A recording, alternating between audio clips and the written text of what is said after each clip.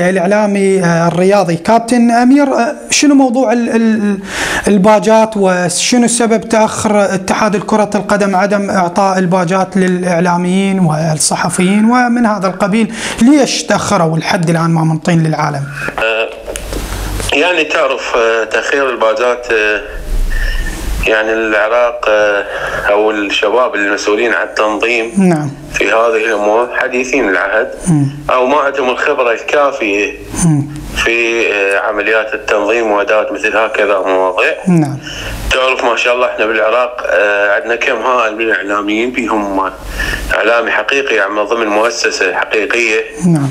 وبين إعلامي يعني ما يعمل في أي مؤسسة، ممكن عنده صفحة تيك توك أو يعني فيس أو يعني أشياء أخرى، ولو هو التواصل الاجتماعي صار يعني شيء مميز تغلب على التلفزيون. نعم.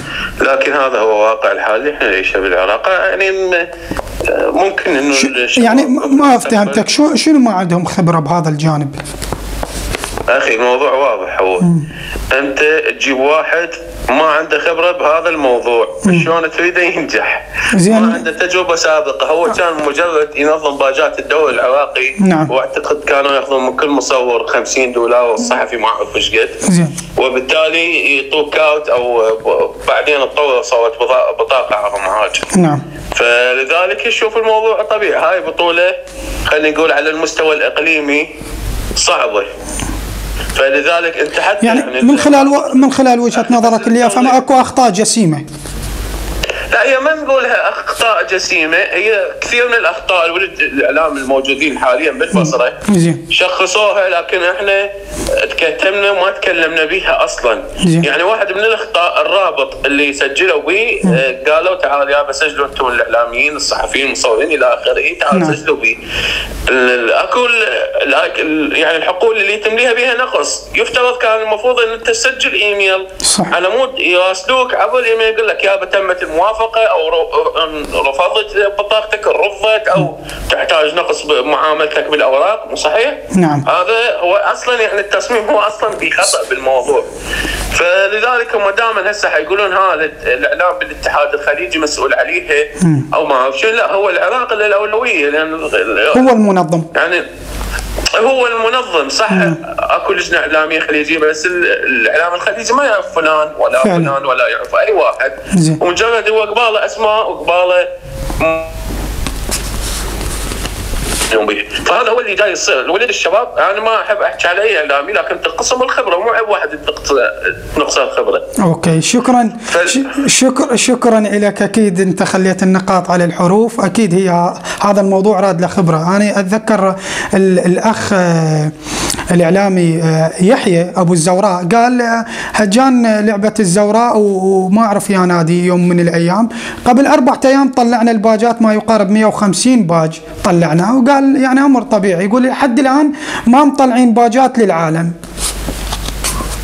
احنا شنو المشكله يا اخي؟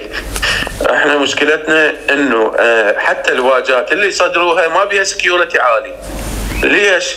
لان يسووها من هذا الطابعه العاديه ويطبعوها وينطون بها.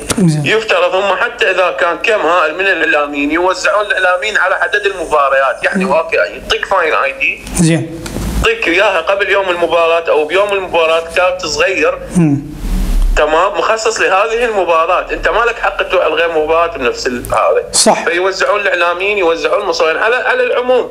هو احنا مشكله، احنا ما يعني الخبره كان يعني حتى اذا يزجوهم في دورات بالتنظيم والتطوير الاداري ما يعني يضيفوا لك شيء، لان يروح ممكن يتونس يقضيها بالمطعم، يروح الاماكن سياحيه ما يتعلم بالدوره ويجي ينقلها. ولا هو انه يعني رئيس اتحادك هواي هفوات صارت. انا اتذكر بوحده من المباريات اللي جرت ببغداد على ملعب الحبيبيه وملعب المدينه، صادرين بطايق تذاكر الملعب ما مكتوب لا تاريخ ولا ساعه، يعني بطاقه مبهمه. اعتقد مباراه اوغندا وانا ما زلت محتفظ بها. من اي هواي اكو اخطاء. والله شوف امير، هواي اكو اخطاء جسيمه بس ما نتحدث بها. يعني الخاطر الناس تحدثنا بها على مود لا يتهمونا بالخيانه اي يعني اليوم انت تحدث شنو اللي صار مع المنتخب البحريني قبل كم يوم. لا هو انا اكو امور والله العظيم اذا نتحدث بها الشارع الرياضي ينصدم يعني، بس احنا نقول الحمد لله والشكر. نريد نجاح بطوله كاس الخليج، احنا اليوم قلبا وقالبا داعمين هاي البطوله من اجل انجاح خليج 25 بالبصره. شكرا لك، كنت ضيف عزيز علينا، واكيد نلتقي في مناسبات قادمه. امير اشكرك عزيزي، اشكرك وربي يحفظك ويتمنى لك التوفيق. تحياتي لك، تحياتي.